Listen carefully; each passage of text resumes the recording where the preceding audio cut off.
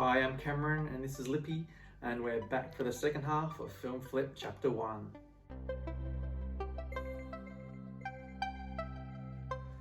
Max has just been handed a very strange, shiny metal cylinder.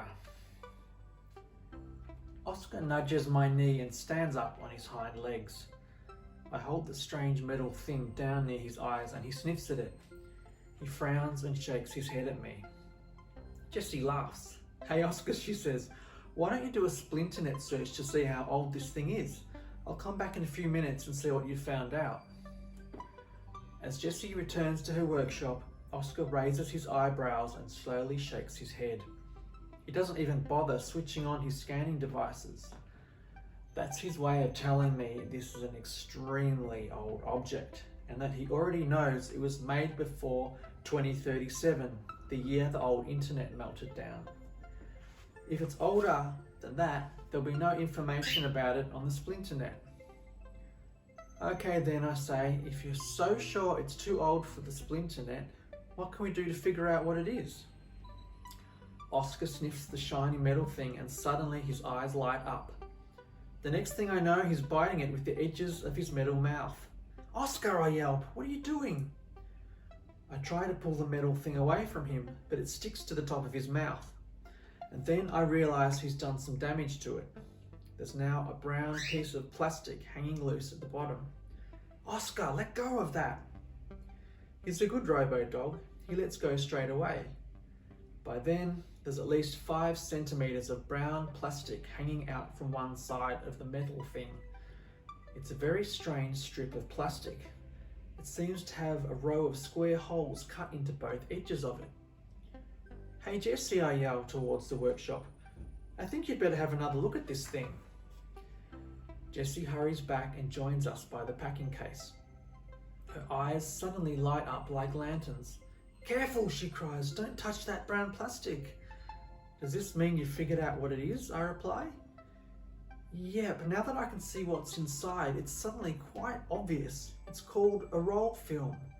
Before digital cameras and holo photos, people had to put these in their cameras to take photos."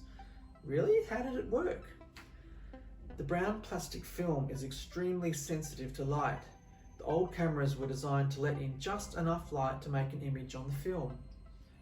So this film could have some ancient photos on it?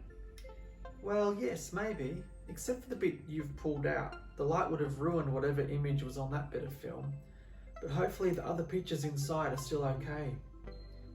But I don't get it. How did the light ruin the photos on this bit?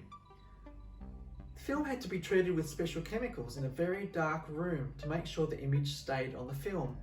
If any light hit the film before then, the image disappeared. "Oops," I say.